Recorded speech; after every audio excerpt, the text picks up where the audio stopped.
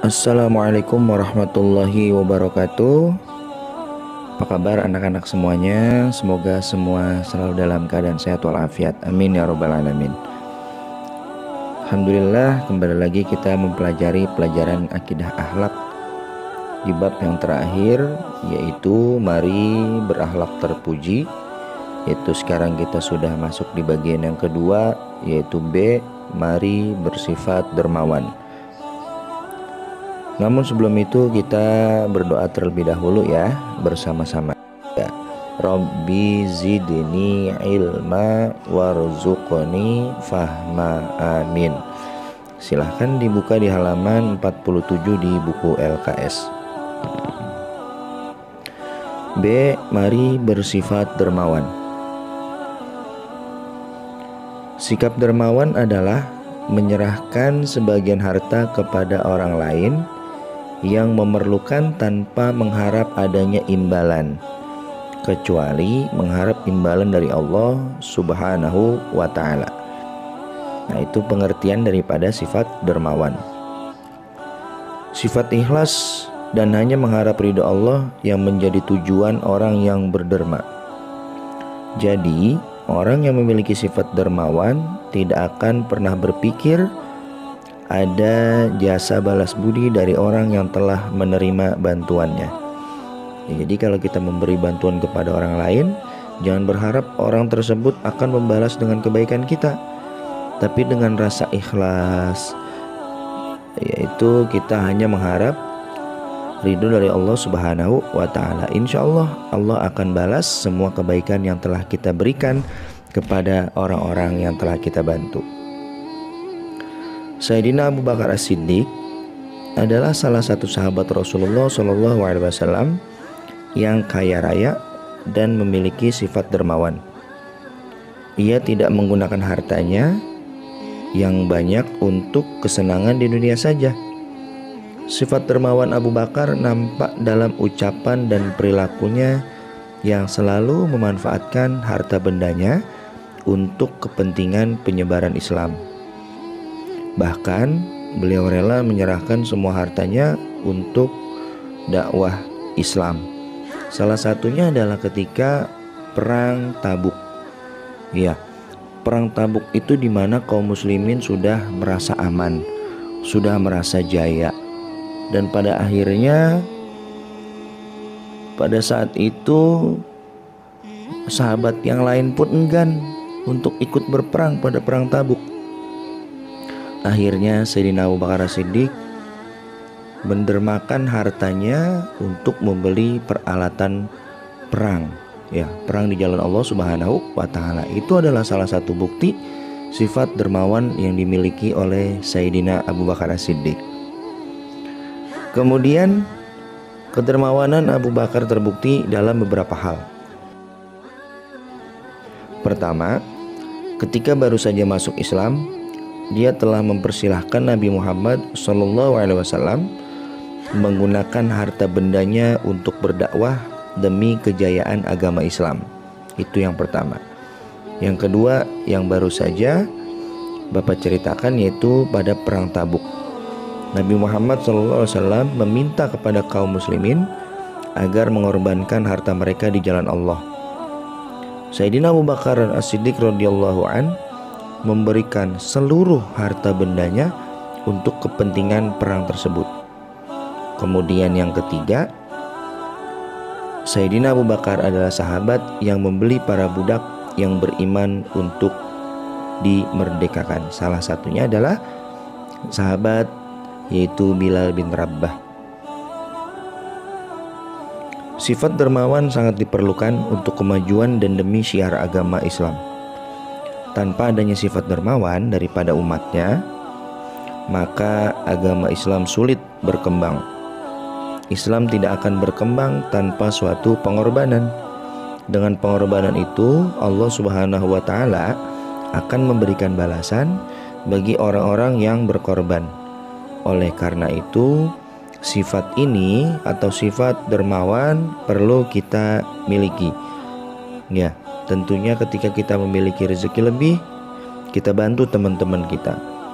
Kita bantu saudara-saudara kita Kita bantu lembaga-lembaga sosial yang di situ banyak nilai-nilai kebaikannya. Kemudian ciri-ciri orang yang memiliki sifat dermawan antara lain, yang pertama, rela berkorban untuk membantu sesama manusia.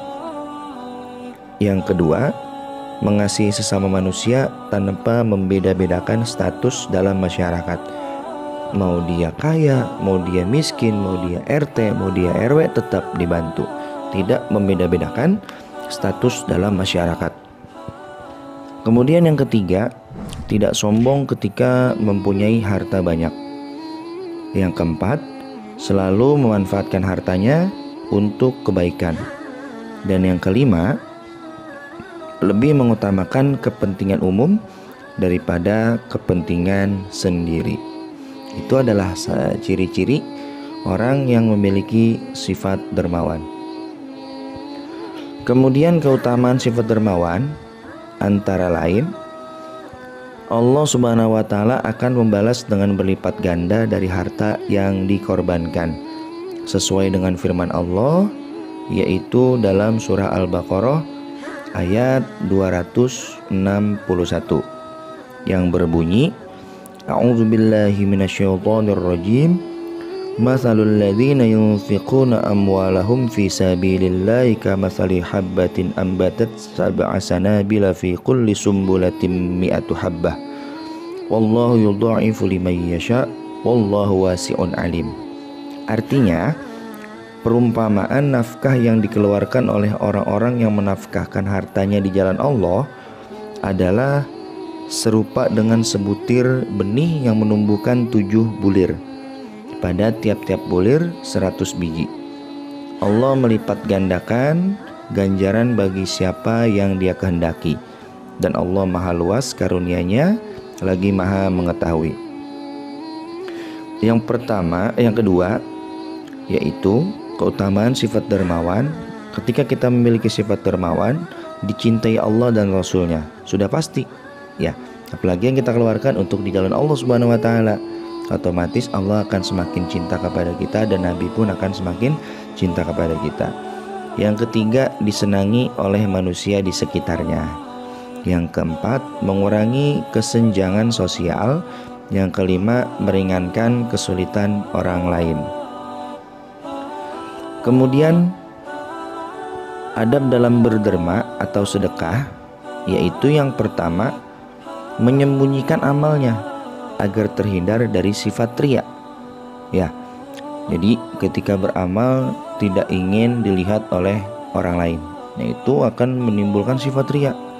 Akan menimbulkan sifat ingin dipuji orang lain, akan menimbulkan sifat merasa dirinya mampu, orang lain tidak mampu. Ya, itu harus kita sembunyikan.